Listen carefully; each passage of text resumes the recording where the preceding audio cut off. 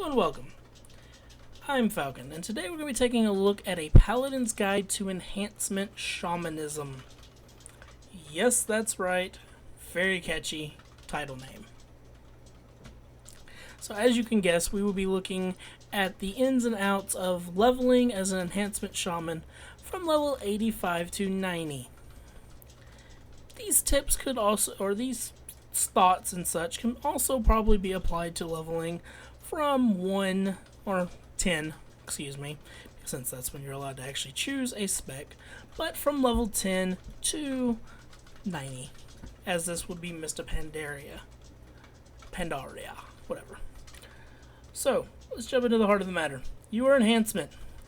You have all these amazing abilities. You can smash people's faces in with axes, maces, fist weapons, all sorts of fun goodies. Your main stat is agility, and I don't know what secondary stat you would want, but they're all pretty decent. Mastery, I believe, is what they go for now. So you have your wonderful talent tree. Not quite what you're used to, but easily going through it, you will choose exactly what you want. However, this is my opinion. This is what I will be using on my shaman. So first and foremost, Nature's Guardian. This is a passive ability that allows you to, whenever you are at drop below 30% health, you will increase your maximum health by 25% for 10 seconds and have a aggro dump. It cannot occur more than once every 30 seconds. Straightforward, no clicking, you have it.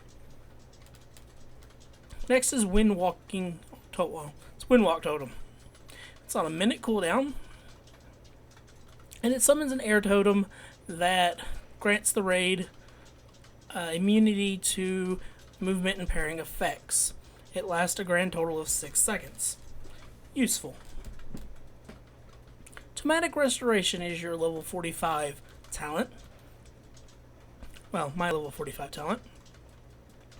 And basically it's whenever you destroy or whenever a totem is destroyed or you replace it, its duration its cooldown is reduced in proportion to its duration. So if it lasts 6 seconds, you will be able to get 3 seconds off the cooldown. Not quite so good for, say, Windwalking Totem, but for other ones, it can be proportionally good. Now for our level 61, we're picking up Echo of the Elements, which is whenever one of your spells causes direct damage or healing, you have a chance to gain Echo of the Elements, duplicating the spell's effect. So, basically, if you happen to be casting Earth Shock, you have a chance that it'll cast 2. If you're casting Lightning Bolt, it might cast 2. I believe this might also apply to Healing Rain, which might be slightly OP. But nonetheless, it's all gravy. So lastly, for now, we're looking at the level 75 talent Healing Tide Totem. Summons a water totem with 10%. That makes a big difference, I guess, of the caster's health at your feet. It then pulsates every 1.81 seconds, affected by haste, I'm assuming, healing 5 of the most injured party or raid members within 40 yards for X amount of healing. Pretty nifty, right? Do not see a duration on that, but in a minute I'll click it and we'll find out. So that goes over all your talents that I would be picking up. Next is glyphs. Now for enhancement, I would say most, if not all of these, are optional, except one, which is a minor glyph. And this is the glyph that you will probably want to make sure you have, which is Glyph of Lightning Shield. Your lightning shield can no longer drop below 3 charges from dealing damage to attackers. Pretty important. But the rest of them that we go over, I have Glyph of Purge, which allows you to purge one additional thing. Great for PvP. Also great for leveling. Glyph of Flame Shock, which reduces the initial damage. Kinda iffy on how good that is, but it increases the duration. I guess if you're chain pulling stuff, yeah, I don't know. It seemed the best choice out of all the other ones, except maybe that. But anyway, nothing important. Great for doing YouTube videos, and this basically cleanses you of all your magical harmful things. Pretty good. And that's on a 1 minute cooldown, so it's a 1 minute, what is that, cloak or something? Something similar to that, minus the damage increase that it gives you. No, it does that too. Okay, so basically it's Cloak of Shadows, I believe. Alright, that covers all that. Hello, Mr. Bear. You were in a YouTube video. Alright, so before we go over anything else, I want to make sure I pick this out. Pick and point this out. Real quick, totems. Totems are all like this. You don't have them all crazy. They're just like this. You click this and you put your totems down. That said, you might want to pull some of your totems and put them on your bars. I, however, only did this with Searing Totem. However, Stormlash Totem, which I will get into in a minute, is also one that you may want to do this with, because it's pretty cool. But we'll get over to more in a minute. This also goes for these, which I believe is right now. And I remember hearing that they were going to remove Rockbiter weapon. However, currently it's still in the game, which makes me happy. I've actually had a number of times saving tanks in raids with this ability. Almost dying myself, but save the tank, and that's really all that matters, or a healer. Alrighty, so then, moving on to your actual abilities, which there's a good few of. We'll go over the active, and then we'll go over the passive. First and foremost, I'd like to point out that if you've been playing an Enhancement Shaman, this is probably not going to be too helpful to you, as a lot of things are pretty much the same. Like, you'll notice. You did lose all your dropping of totems, but other than that, Enhancement plays a lot the same. And I'll go over it and you'll understand. So, let's take a look at the beginning. Obviously, air totems. You have Capacitor Totem, which summons an air totem that places at your feet that gathers electrical energy and then explodes after 5 seconds, stunning all enemies within 8 yards. Good for AoE and PvE, wow. And also good just to kind of plop down, as long as you got that other totem. Maybe people won't notice it, and you can plop them all down and be able to get a good stun on them. Grounding Totem, basically the same. Instead of it hitting someone else, it redirects the spell at it. Stormlash Totem, this is new. Summons an air totem with 5 health at the feet of the caster, empowering allies within 30 yards with lightning. While empowered, allies' abilities and spells will trigger an electrical burst, dealing additional nature damage to their target. Sound familiar? It should. If I recall correctly, this is the old... it figures I get stuck with not being... Wind Fury Totem. Wasn't that what... I think that's what it did. It had a similar property to it, which is pretty damn awesome. I like that. They give shamans a little extra utility that, makes them a little bit more unique. Now, hopefully, this doesn't get completely removed or nerfed, because people are going to say, well, you have to have this. Because people are jackasses. And then Windwalking Totem. We went over that a minute ago. Moral of this entire video, people are assholes. So, next you have your Spirit Wolves, which is basically the same as before, but you no longer have a bar to micromanage, which kinda sucks, because you're no longer able to have them taunt. Now, that said, you don't have to worry about losing your run ability, because, as we will go over in a minute, but it's right here. Basically, this is the same ability. It's just you can cast it at any time now. Earth totems. Yeah, you know what these are. There's no real need to go over them. They're the same. Mind element, same. Bloodlust, same. Fire totems.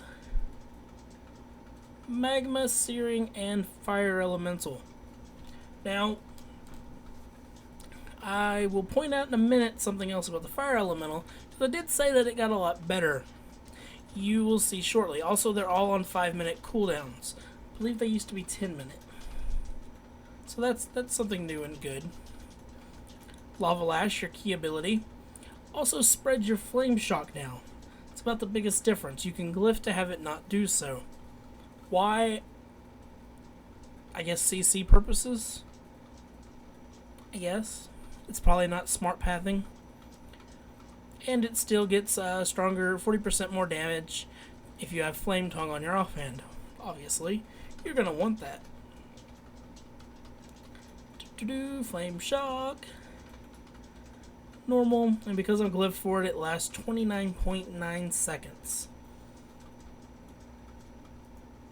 I feel like we missed. No, we went over fire. Okay. Enhancement, we Shamanistic Rage. Obviously, we went over that a minute ago. Your Unleash Elements is the same. Does that do that on live? I thought they removed that. Okay, they might have re-added this. I'll have to check. I'll put an annotation up if they did. But it also increases... Yeah, I think that it does. Increases the critical strike chance of your Lightning Bolt, Chain Lightning, Earth Shock, and Lightning Shield by 25% for 15 seconds. I just don't remember if it did that or not. Spirit Walker's Grace. Obviously, that was your Cataclysm big ability. That was useless to you unless you were going to cast Healing Rain. Well, unless you were going to cast Healing Rain while moving. Which I don't know why you would do that. But you could.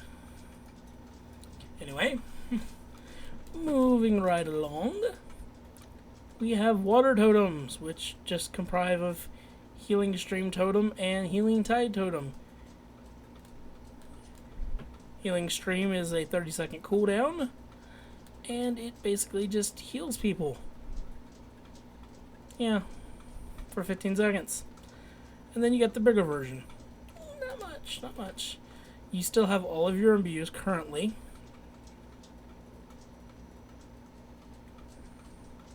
As you can see there, the various things are all the same as far as I can tell. Moving along though, you do have 3 buffs. Instead of pointing them out here, well, yeah, I guess I will. You now have Burning Wrath, which is what fire totems would give, which increases spell power by 10% for everyone in your party or raid. You also have Grace of Air, which no longer affects spellcasting haste, but instead increases mastery by X amount. And then you have Unleash Rage, which increases party members' attack speed by 10%. So you have lots and lots of buffs.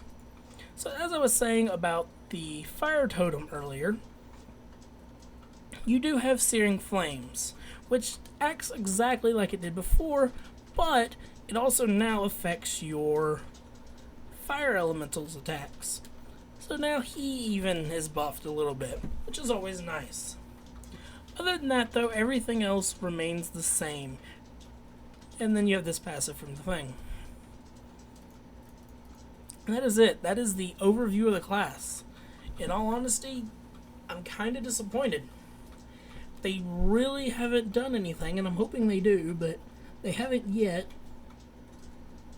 done anything to make the class more interesting. Hopefully they're able to balance the powers and such so that it works out properly.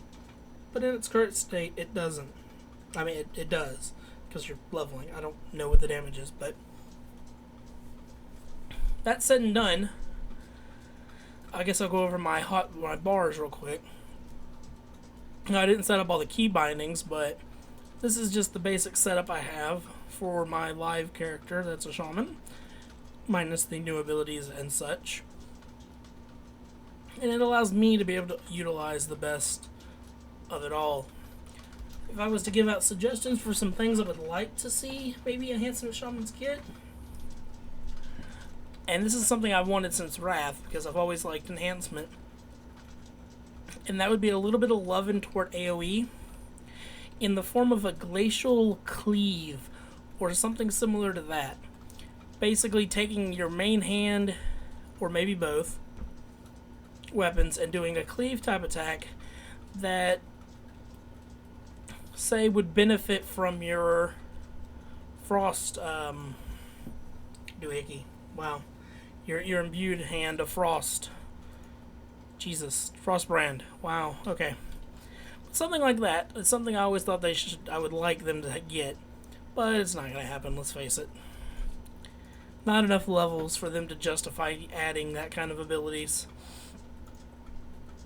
But yes, that is it. I don't see the need to show any footage of me doing anything. So we're done. I would like to thank you for watching. I'd like to encourage you to please like, comment, subscribe, as I will be putting out more videos and such of this nature. And yeah.